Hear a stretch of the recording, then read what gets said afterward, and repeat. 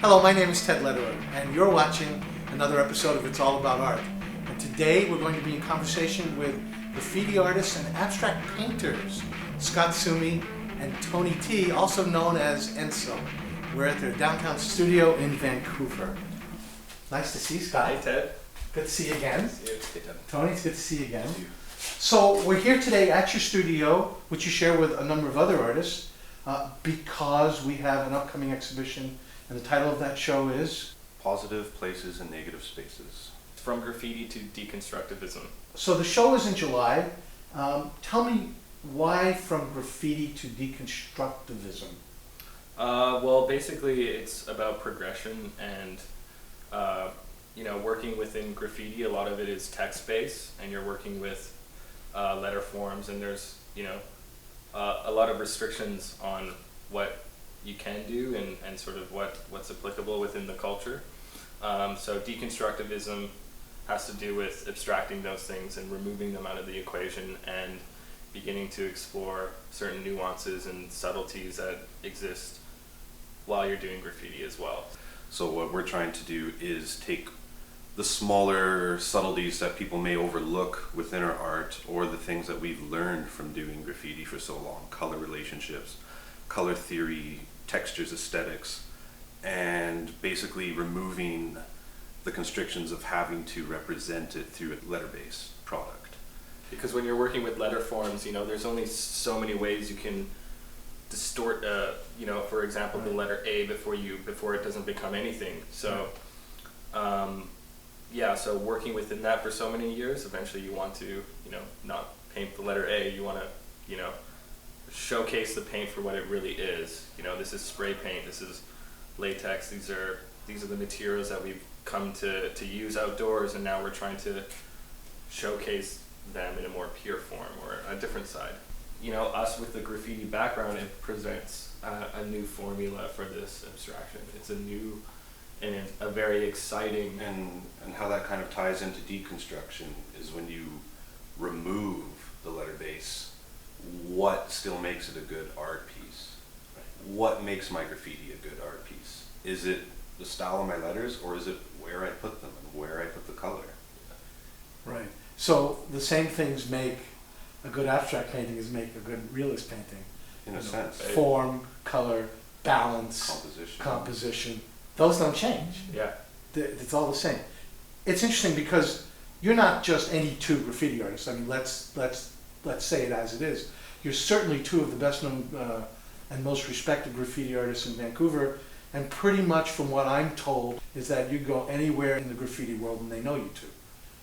Is that fair to say? That's part of that. There's definitely a lot of truth to that for sure. And graffiti as a whole, and one thing that's really spectacular about it is that the community is very connected. So it's a great community, and it makes the world seem very small.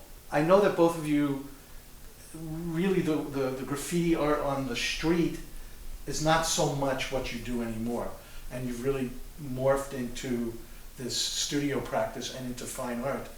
What is that progression like for you?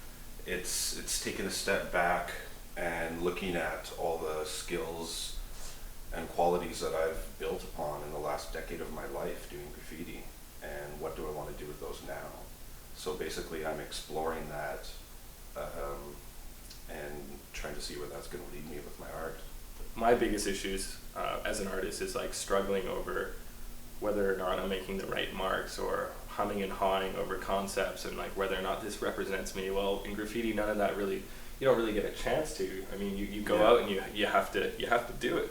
Right. So when you come back, you have all this history of start to finishes, and you're used to that level of productivity. I find, it trains you really well. It exercises you as an artist, because a lot of people in the cradle of their studio, they don't even know how to finish a painting. They can dither. Boy, is that true. From quantity of work as well, like graffiti kind of gives you the chance to try so many different combinations of colors, different variations of style, scale.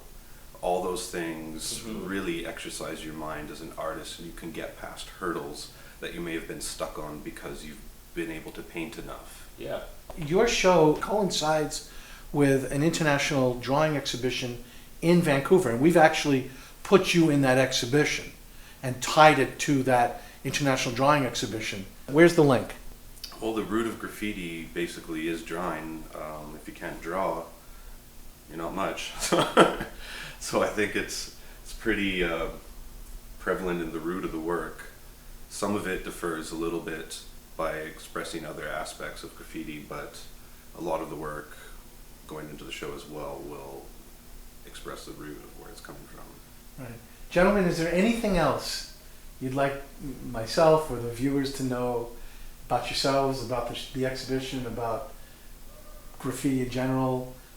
I think it's something that should definitely be looked at in another light. It's still a little bit of a gray area that a lot of people aren't too familiar with or know too much about, and it has been around for a long time.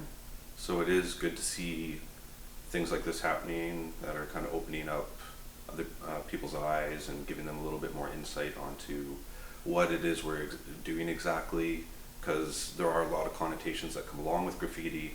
We're not all just guys wandering around and at night trying to get out teenage angst.